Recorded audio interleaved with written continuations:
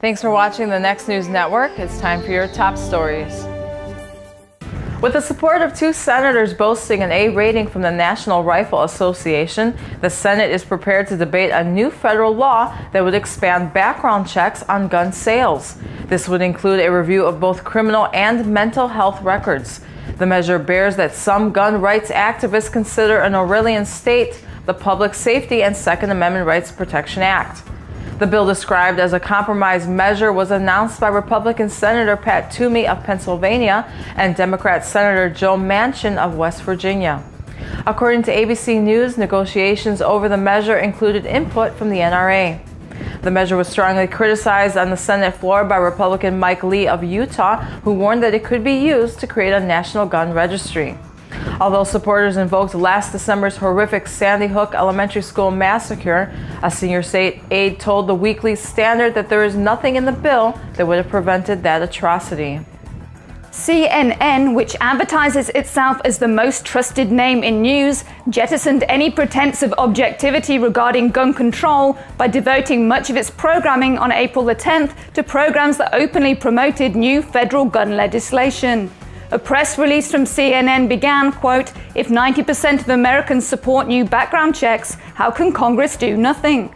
In an editorial comment on the end of his April 10th program, MSNBC host Chris Matthews was even more brazen in his advocacy of new gun restrictions and his disparaging comments about gun rights advocates.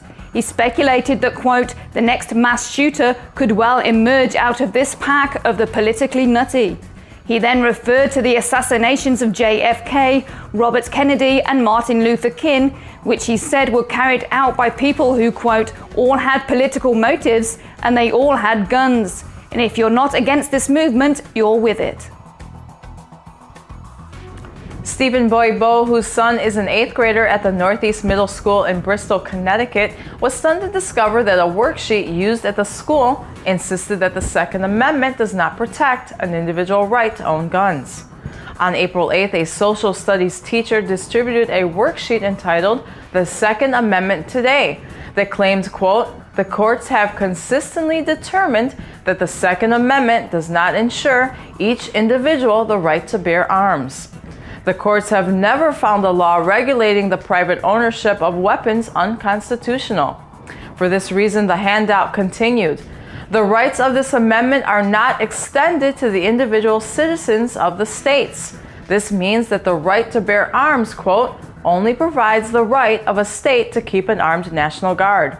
In fact, the 2007 U.S. Supreme Court decision in District of Columbia versus Heller states, quote, "The Second Amendment protects an individual right to possess a firearm unconnected with service in a militia and to use that arm for traditional lawful purposes, such as self-defense within the home." An armed citizen shot and wounded an armed robber who had threatened his family at a Miami Burger King, leading to the arrest of the robbery suspect and his accomplice. The robber, identified as 36-year-old Travis Harris, flashed his gun at the man and demanded that he surrender his money and valuables. As the robber fled the restaurant, the diner pulled out his own gun and shot him in the leg. Travis and the getaway driver, 38-year-old Ramon Smalls, were later found at a nearby gas station. Police believe that the pair had committed another armed robbery earlier that same day. In an April 9th speech on gun control at the White House, Vice President Biden referred mockingly to what he called the black helicopter crowd for opposing universal background checks. The vice president insisted that there was no way that Uncle Sam can go find out whether you own a gun, because we're about to really take away all your rights and you're not going to be able to defend yourself, and we're going to swoop down with Special Forces folks and gather up every gun in America. It's bizarre, but that's what's being sold out there. Biden didn't mention that every day in the U.S. there are on average about 220 SWAT raids carried out by police units who are trained by Special Forces operators and equipped by the Pentagon. During an interview on the Chris Matthews Show a few days earlier, Time magazine contributor Joe Klein described gun rights activists as paranoid and accused them of being anti-American for being afraid of government oppression. You're watching the Next News Network.